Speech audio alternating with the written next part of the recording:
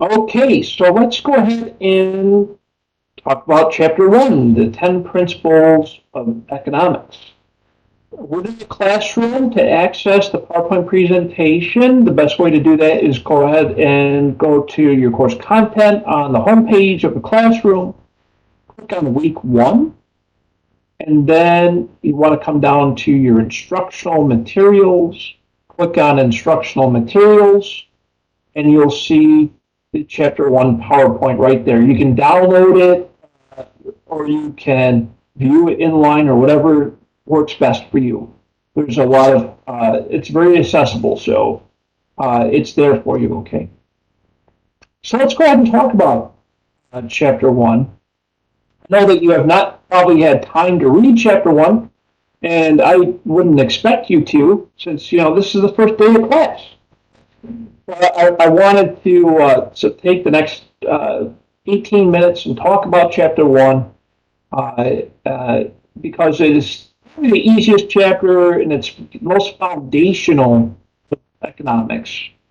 So there are 10 principles of economics that are very basic in nature. And we start with what is the economy? The economy is quite simply the exchange of goods and services on a broad scale. Households and economies have these two relationships in common. In your house, you pay rent, your mortgage, you pay utilities, you pay for groceries, right? Basic life stuff. These basic life things that we do, like paying for rent, paying for groceries, paying for utilities, paying for clothing, all these basic things, paying for them. We're using our earnings, our income, in exchange of goods and services. A good is something that's tangible. Clothing, that's a good. Clothing is a good.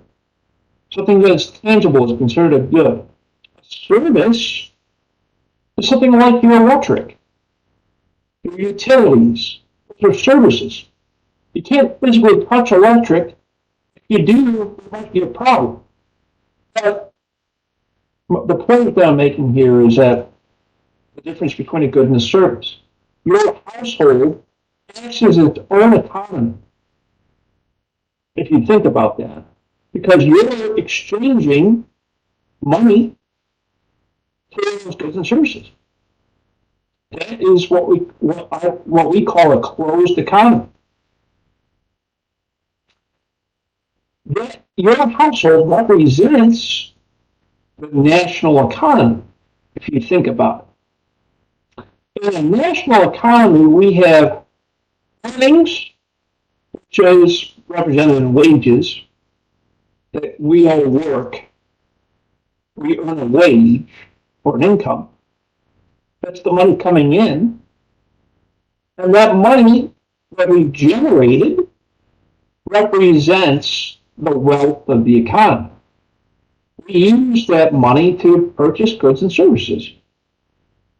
And then we earn the money from our employer. We then possibly pay that employer back through goods and services. Think about, let's say you work for Amazon, okay? You work for Amazon. How often you shop at Amazon? You from Amazon and then you're giving it back to them in exchange of goods. Right? So you see how that works. It's a cyclical type of exchange of goods and services from the employer to the household to the employer to the government, the household to the government, so forth and so on. That is the basics of what an economy is. You'll notice, you'll learn that resources are what we call scarce. They're limited. Okay, you can't buy unlimited clothing. You can't buy unlimited electricity. Rent is not unlimited. Okay, there are limits. There is scarcity, meaning there's not a whole lot of it to go around. There's only so many number of houses in America. Now you hear in today's news, oh, there's a shortage of housing. That's why rents are so high, because there's a shortage of housing. That's true. The more goods and services on the market, lower the prices for those goods and services. But when there's less, the price is higher. You see? When there's less of something, it drives the prices up. When there's more of it, it comes down. That's the basics of supply and demand, and we're going to talk a lot about that shortly. Just know that there's a scarcity of those resources. In society, we need to make decisions on the scarcity of those resources and how we allocate them. We have to provide housing to our citizens. Yes, that's true. We have to provide electricity, running water, the basics of life, shelter. Right? These are resources. We're allocating them. Okay, we're producing those things to provide to our people. These are decisions that society is faced with. So we say that resources are scarce, they're limited.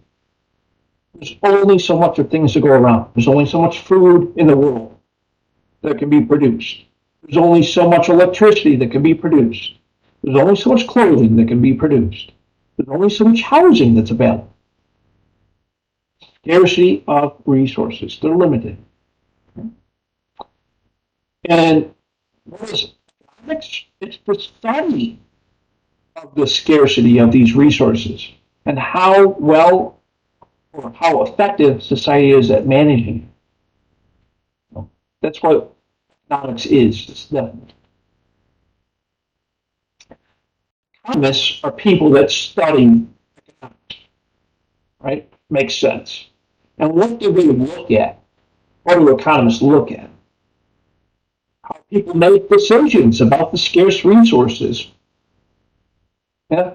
How people work, buy, save, and invest. And this goes back to what our earlier conversation about studying the consumer behaviors.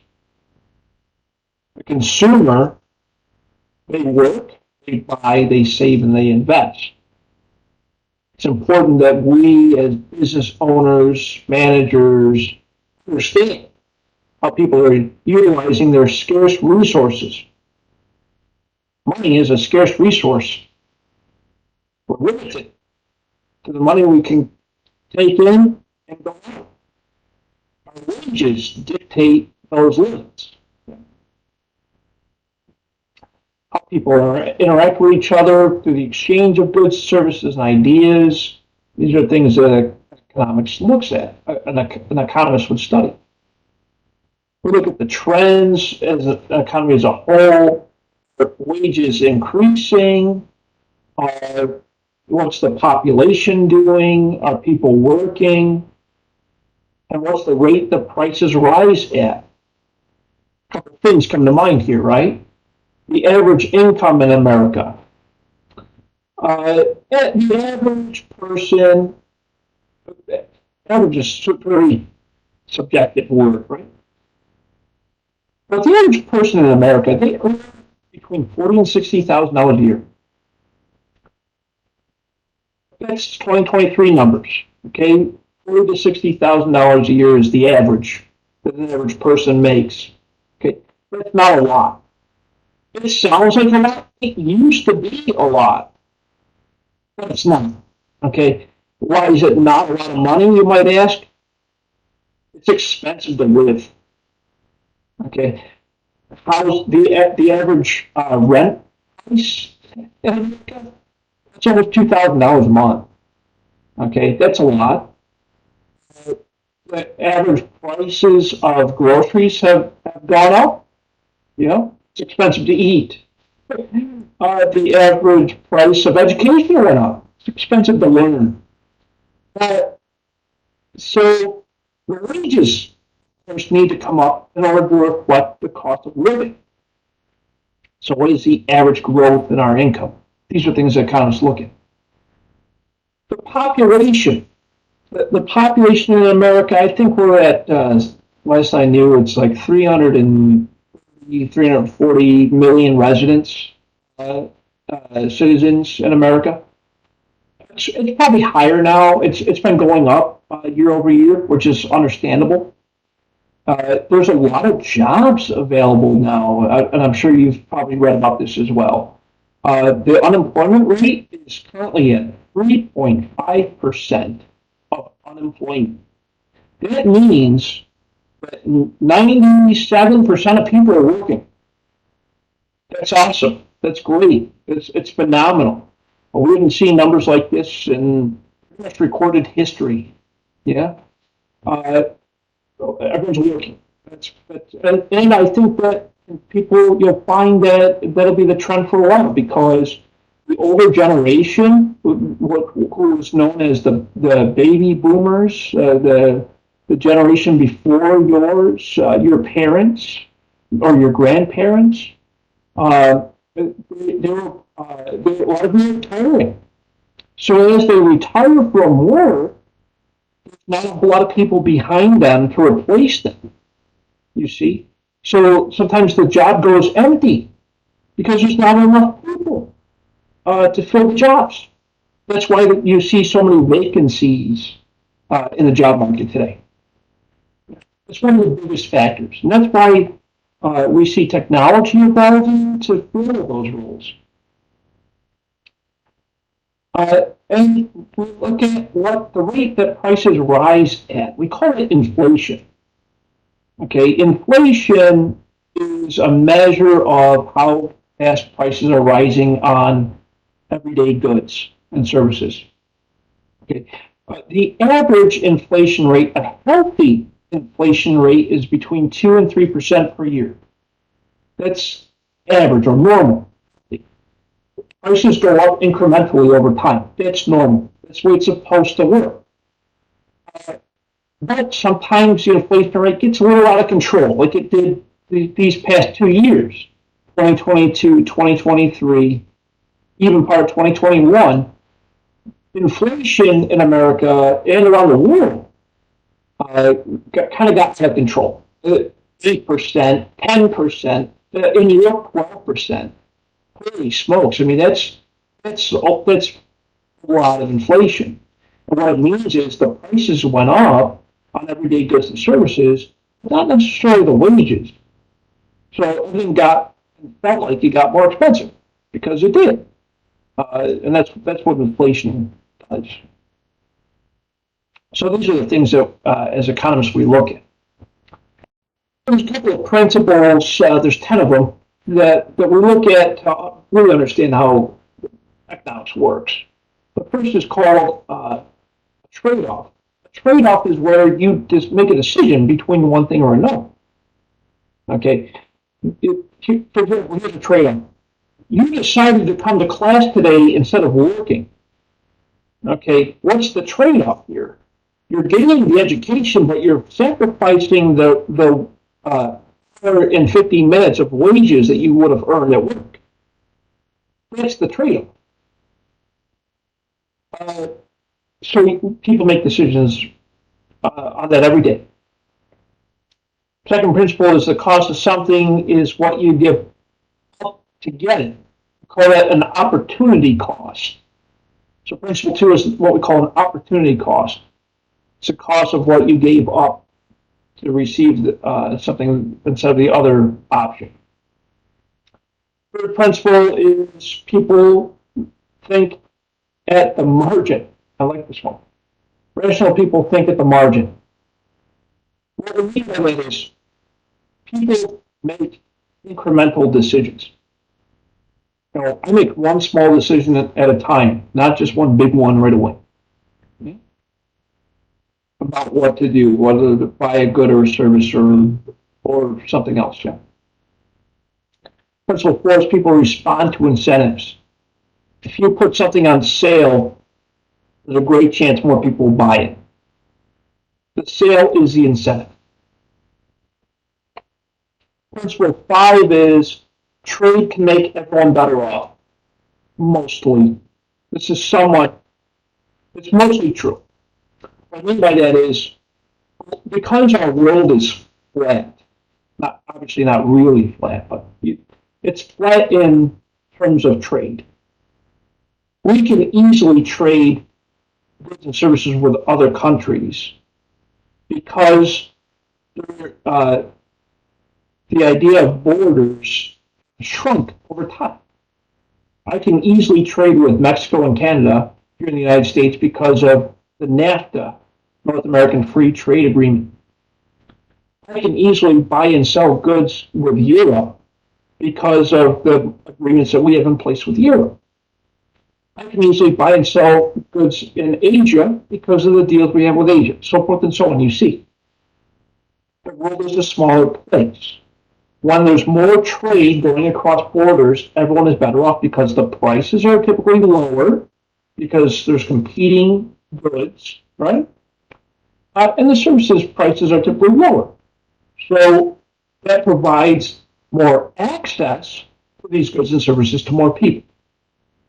That's why we say everyone's better off because of trade. Principle 6, markets are generally a good way to organize economic activity. Yeah, a market is a sector within the economy where goods and services that are similar to each other are traded. Okay, for example, Amazon, Apple, Google, which is the parent company is Alphabet, and other tech companies are traded on the NASDAQ exchange. The NASDAQ exchange represents mostly tech-heavy companies. Okay. And that exchange is a market. It's a form of market. Principle 7. Governments can sometimes improve market outcomes. Yeah, sometimes. Governments collect taxes from individuals and from companies, and they use those taxes to purchase goods and services to run the government, to build roads, to build schools, to do other public necessities like fire departments, police departments, et cetera, et cetera. Okay. And most typically improve market conditions because the government's spending money in the marketplaces for these goods and services. Principle 8, the country's standard of living depends on its ability to produce goods and services. Yeah, absolutely. The more the country can produce goods and services, the better off it is. Principle 9, the prices rise where the government prints too much money. Yeah. So principle 9, what comes to my mind is when the government was providing the stimulus checks during the COVID-19 pandemic. That was an effort to sustain people while they were not working, while they were not commuting to work because they couldn't. So the government tried to provide for the people by providing them with a stimulus check. Nice idea at the time, but the thing is, when the government prints too much money, it causes inflation. And so that's what we saw with the COVID-19 pandemic. The governments worldwide tried to respond to this by providing people with stimulus, the payments, but they printed too much. And that's what one of the factors of the current inflation problem. Principle 10, society faces a short-run trade-off between inflation and unemployment. This, I think, used to be true before the 2020s. Okay? 2023, we have inflation and low unemployment. In the past, this was not true. Okay? In the past, we had high inflation, we had high unemployment. Yeah, but in the 1980s, 1990s, when there was inflation, there was high unemployment that was related to that inflation. Today, it's not so much true. We have inflation, low unemployment. So it's kind of different. It's usually short term. You know, only inflation doesn't last forever. You know, it goes up, it goes down. So there's the unemployment. It usually matches what's happening. But those are the 10 basic principles. These next few slides are actually the rest of these slides. He dives a little bit deeper into these types of things. Like, for example, principle one, when we talk about trade-offs, again, we're talking about doing one thing or another. Is while you're here in class with me, you could have been working for that hour and a half, or that hour and 45 minutes, or hour and 50 minutes. So instead, you chose to hang out with me. I appreciate you doing that. That was a trade-off decision that you made. You could have went to work instead of hanging out with me. So you lost on that hour wages to hang out with me instead. It's totally cool. I don't care if you hang out with me. You know what I mean? So that's a trade-off. That's what the point I'm trying to get across. So you spent some time studying instead of, that's fine. Society makes those kinds of trade-offs all the time between spending more money on the military or on consumer goods. Do we spend more money on a clean environment, or do we make more money? So these are the kinds of trade-offs that society faces. Yeah, efficiency versus equality. Yeah, you see, there's so many different types of trade-offs that society faces. Efficiency is how quickly and easily I can make things.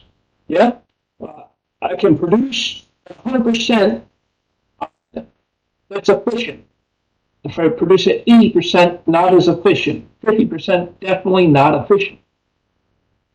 Equality comes from the spread of wealth and prosperity among all members of society. So the debate is between efficiency and equality. It's hard to have both. It's real hard to have both.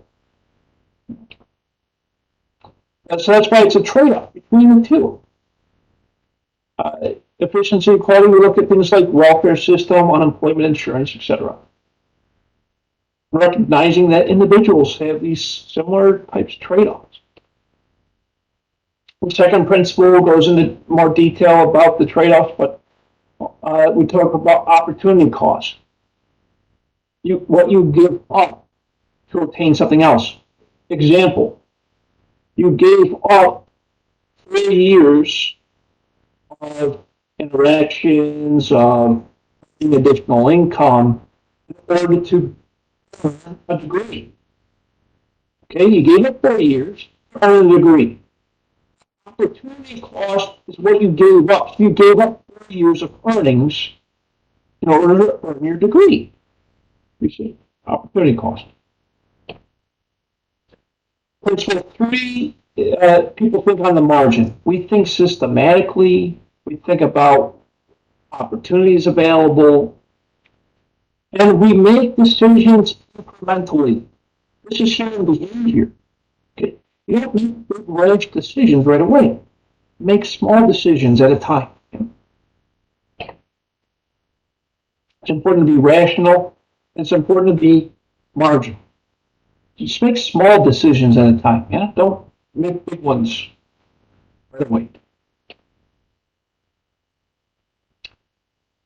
You know, along those lines, we think about important things in life and what we can afford and what we can't. Well, that's what we call marginal benefit. So I can marginally afford things. Yeah, I make decisions incremental. Principle four, we respond to incentives. I gave you the example of we put something on sale, therefore more people will buy it. The sale is the incentive. Okay? An incentive is giving you the thought that you need to act on something. That's the incentive. Buy it now because it's on sale. The sale price will end soon. Okay? The incentive is for you to buy it now. Right? The price is usually the incentive. Sometimes there's other incentives in life, as you know, like benefits at work, your work-life balance, Those are incentives. Public policies can be incentives, changing in costs or benefits, people's behavior, unintended consequences. These are all incentives that drive public policy and public changes, or like laws and things like that. This one talks about seatbelts. We're not going to talk about that. Principle 5. The trade-off can make everyone better. Trade can make everyone better. Yeah, mostly. So when goods or services are exchanged across borders, it drives prices of those goods and services down, which means more people can benefit from those lower prices. Principle 6, markets are usually a good way to organize economic activity. Yeah. So through some central planning, we have the stock market exchanges that group very similar companies together. Okay. Think about like when you go to the mall. Let's say you go to an American shopping mall, or you go to like a strip mall, or you go to let's say a big box retail store. You'll notice that they only group similar things together inside those stores, right? So if you got clothing on one side, you got food on the other side, you got sporting goods over here, you got whatever's over there. They're all grouped together. Those are like little markets in themselves. That's the idea behind organizing things. Try to group some more things together. Market economies. The whole idea is that a good economy brings everyone up. Okay, it's called the rising tide rises all boats. Yeah, the same thing can be said for people within the economy. So the more active people are in the economy, the better off the economy is. The more productive people are, the better off people are. Yeah. Adam Smith was one of the founders of the modern economy back in the 1800s. And so the philosophy has always kind of been that desire and demand will drive market outcomes. Skip over this study. Principle 7 is that governments can sometimes improve market outcomes. When government intervenes, sometimes it's good, sometimes it's not so good. Usually when they try to intervene, they're doing it for a reason. It's usually to stabilize the economy. So, for example, when the government decides to raise interest rates, like they have been for the past 2 years, the reason why they're doing that is because they're trying to stabilize prices. Okay, higher interest rate discourages you from going out to get a loan, buy something. When you do buy something, it helps to stabilize the price. It lowers the demand. So that's why when the government intervenes, it's usually through interest rates or other public policy. So the whole idea is to kind of stabilize the market. There's also property rights and market failures. These are reasons why the government gets involved to prevent these kinds of things. And of course, there's external reasons and market power. Government tries to buy and influence prices. And of course, the government also tries to intervene to make things equitable for everyone. The 8th principle is the standard of living is based on the ability to produce goods and services. The more goods and services the country can produce, the better off the country is. Yeah, that's very true. That's why the U.S. has been historically very solid footing.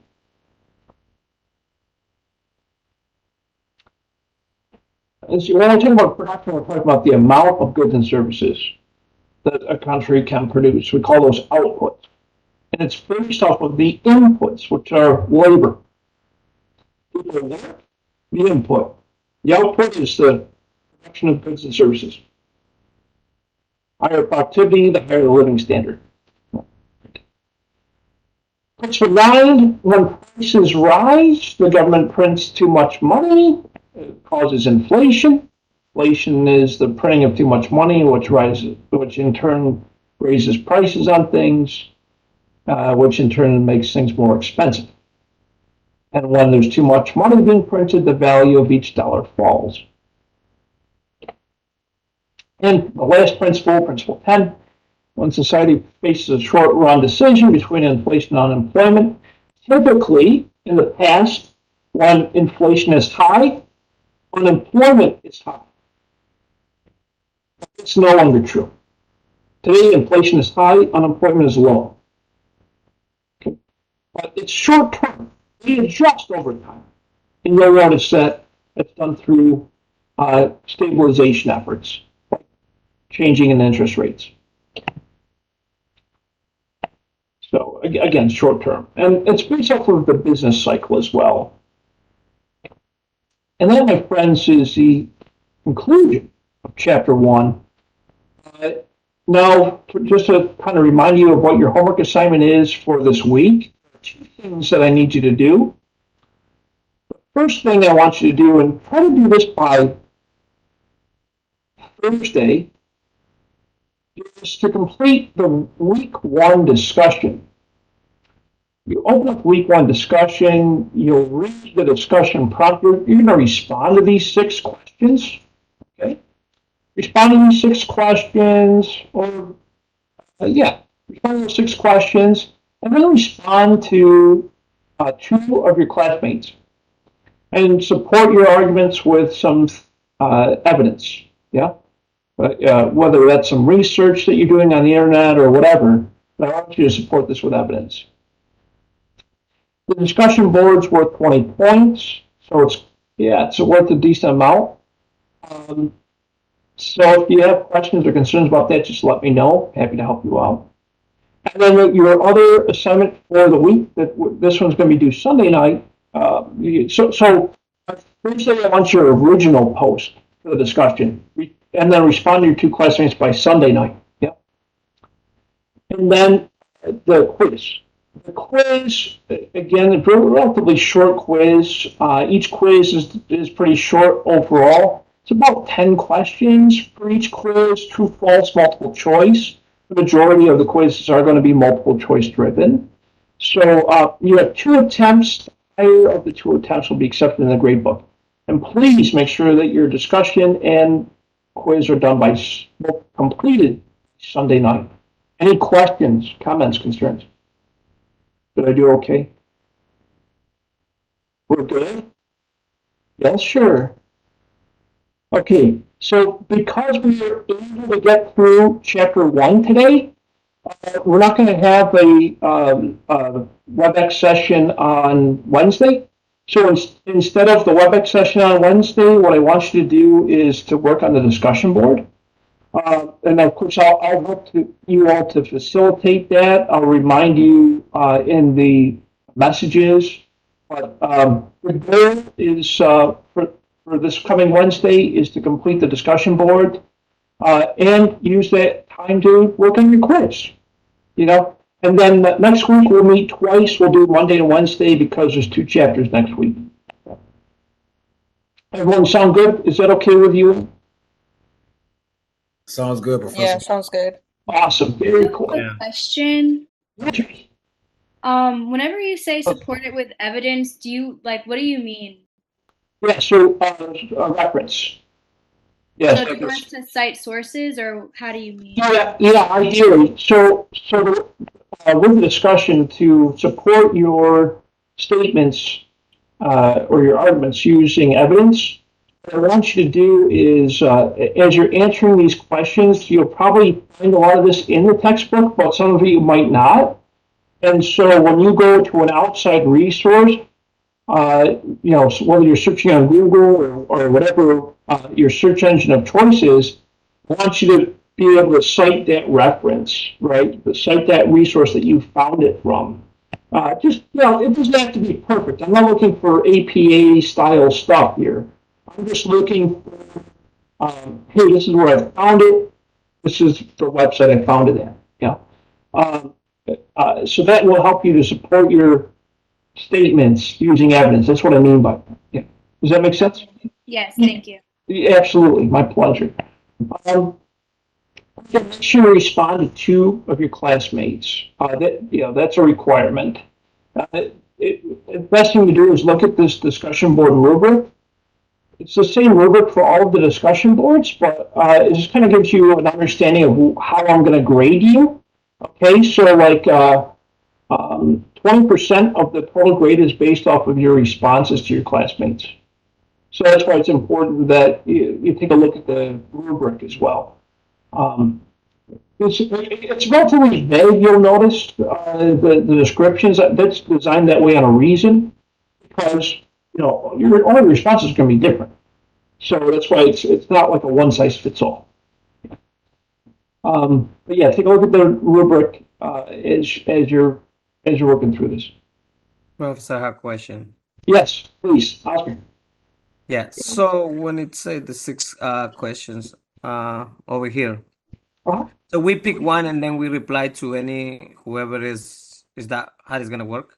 You're gonna answer all six questions, okay? Usually like one or two sentences per question, that should be sufficient. Okay, and feel free to use ChatGPT or some other artificial intelligence if you want to. I'm okay with that. I just want to let you know that.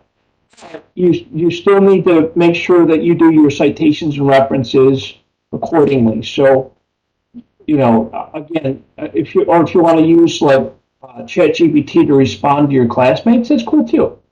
But just make sure that you provide those citations and references. All right, I understand. Awesome. Thanks. Okay, my pleasure. Okay. Thank you all so much for your time today. I really appreciate it. I'm sorry we went a few minutes over, but I'm glad that we got through it. So that we don't have to meet on Wednesday, so just use the class time on Wednesday to work through the discussion and your quiz. Sound good? Okay. So we see you next Monday. Yeah, next Monday is the next time we'll meet in person on WebEx. Yeah. All right. If you have any questions, comments, concerns, you can email me, call me, set up office hours, whatever you need. I'm here for you, okay? So I look forward to a great semester together. Thank you again so much for your time. Appreciate all of you. Enjoy the rest of your night. You as well, Professor. Thank you. Take care. Bye-bye.